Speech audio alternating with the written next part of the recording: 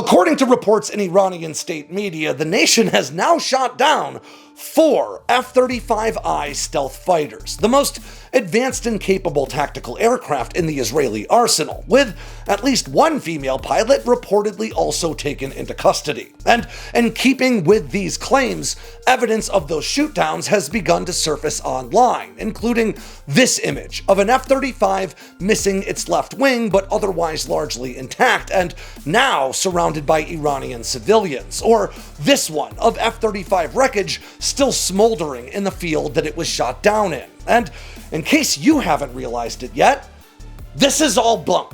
These images are honestly pretty terrible AI representations of what F-35 wreckage might actually look like. And to that very point, there has yet to be any evidence of any Israeli fighters going down over Iran, and I don't just mean stealth jets like the F-35. But, and there is always a but, it isn't impossible that Iran could shoot down an F-35. So let's talk about why it could happen and what it might mean if one does. But most of all, why you shouldn't buy these Iranian claims. I'm Alex Hollings, and this is Air Power.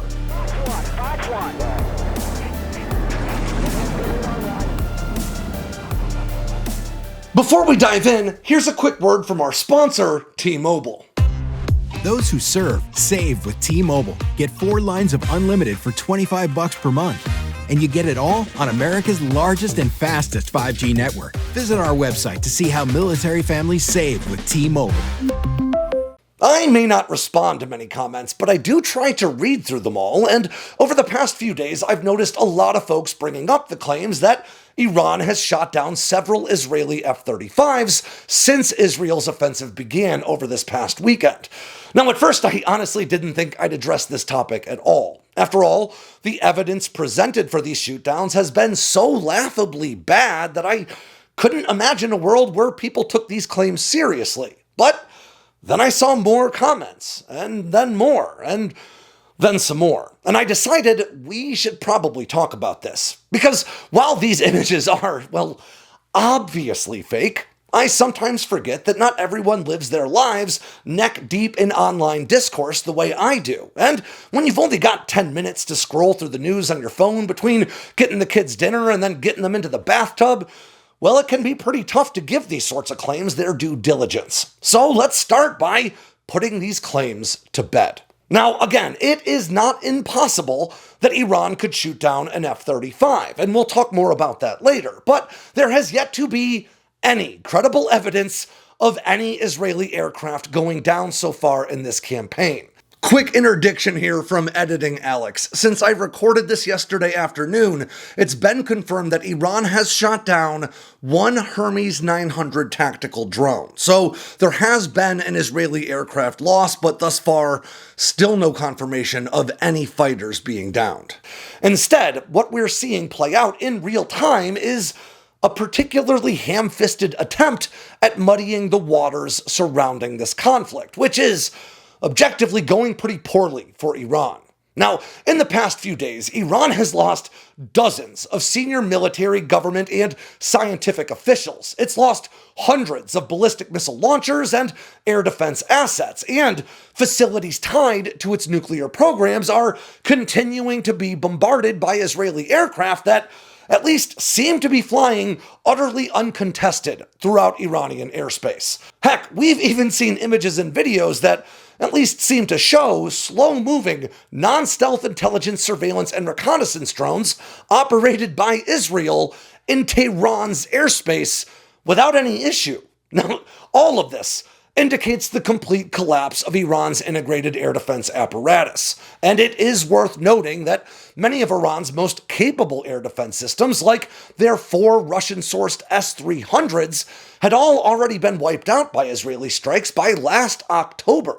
And according to reports from the Wall Street Journal this week, Iran has already begun urgently signaling to the United States and to Israel its willingness to renew denuclearization talks to bring this fight to an end. And while I am not saying that Iran has already accepted defeat, I am saying that Iranian information operations don't currently have much in the way of good news to report. So, when enemy aircraft are operating with impunity above your nation, it makes sense to claim that you're shooting them down somewhere, if only to save what little morale you can among your troops and what little credibility you may have left among your people. If Iran were actually shooting fighters down, chances would be a lot better that they'd be shooting down F-15s with massive 25 square meter radar cross sections, or maybe F-16s with closer to 5 square meter radar returns, all well before downing F-35s that are roughly 16,000 times smaller than Eagles and 3,300 times smaller than Vipers on Iranian radar screens. But remarkably, we've yet to hear about a single fourth generation or non-stealth fighter lost over Iran now some 4 days into this fight. And that, again, points to Iranian air defenses either being wiped out or otherwise mitigated by Israeli forces. However, I do want to be clear that I can't say for certain that Iran's claims are untrue. And as I pointed out in a recent video, I don't believe Israel's claims that the F-14s they took out this week in Tehran were operational either. So with so much dishonesty floating around, why am I comfortable just dismissing Iran's claims so readily? Well, as some of you already know, before my beat was aviation and defense technology, my job was to cover nation-level influence and propaganda operations. I even wrote a book about it once upon a time. And Iran, like Russia, China, North Korea, and others, has invested heavily into these sorts of influence campaigns as a part of a broader hybrid warfare or gray zone approach that's meant to allow Iran to advance its strategic aims despite lacking the conventional power projection capabilities that would be traditionally required to do so overtly. Or, to put that more simply, Iran knows it can't stand and swing with a nation like the US, so instead it tries to shape perceptions in their favor instead. For Iran's repressive regime, this isn't just about international standing, it's about maintaining control over its own populace. Because if the ruling regime appears dramatically weakened, well, Iran's people may well rise up against them, as we saw play out in 2022 and 2023 protests. Now, it is an objective fact that by 2010, US intelligence and law enforcement agencies had already begun identifying Iranian sock puppet, or fake accounts on Twitter and Facebook. And by 2011, Iran themselves announced the formation of their cyber battalions, made up of more than 8,000 troops trained in, quote, blogging, content production, and multimedia design. By 2015, Iranian sock puppets had made the leap to Reddit, centered on the war in Syria. And by 2018, an investigation proved Iran's fake online personas had grown so pervasive online that some were even cited by US journalists as sources in stories about the Middle East. All without knowing that they were, in fact, Iranian accounts. And this isn't just my take. Here's how the Atlantic Council summarizes Iran's approach to information warfare. Quote, "For Iran, information dominance represents a central focus of both foreign and domestic policy. Iran sees itself as engaged in a perennial information war against Sunni Arab powers, against the forces of perceived Western neocolonialism, and particularly against the United States. Should the information conflict be lost, many Iranian officials believe the collapse of the state will soon follow. Accordingly, Iran has prioritized the development of digital broadcast capabilities that cannot be easily targeted by the United States or its allies." And they went on to say, as a whole, Iran's digital influence operations represent a continuation of public diplomacy, albeit conducted through misleading websites and social media sock puppets. But more broadly speaking, I think it's also important that we talk about what it would mean if an F-35 actually were to be shot down by Iran. Because, well, some people seem to be under the impression that nations operating the F-35 believe that it can't be shot down. So if one ever is, that must mean the aircraft isn't actually any good. And that just, honestly, is as silly as accepting these AI images at face value. Warfare, and I mean real-life warfare, is not a video game. It isn't decided by stats on a sheet of paper. It isn't won or lost on the backs of single systems, and nothing, whether we're talking about fighter jets or golf carts, works exactly the way it's supposed to every single time. Losses are a part of warfare, and the intent behind stealth aviation has very literally never been about not losing any aircraft. It's always been about reducing losses. Now, that's because, and I can't stress this enough, on a long enough timeline or in a high enough threat environment, losses become inevitable. No matter the system or the platform in question, losses become inevitable. Stealth doesn't change that, it just aims to shift the ratio more in your favor. If your projections say that you're probably going to lose 50 non-stealth aircraft in an operation, switching them out for stealth platforms doesn't just magically bring those projections down to zero, it just brings them down to a lower figure. Then you might be able to use excellent mission planning and extreme competency among your pilots to even beat those odds and complete the mission without losing a single aircraft. Well, that doesn't mean the odds are permanently shifted in your favor. The next mission will probably be just as risky, require just as much planning and pilot skill, and come with just as high a risk for losses.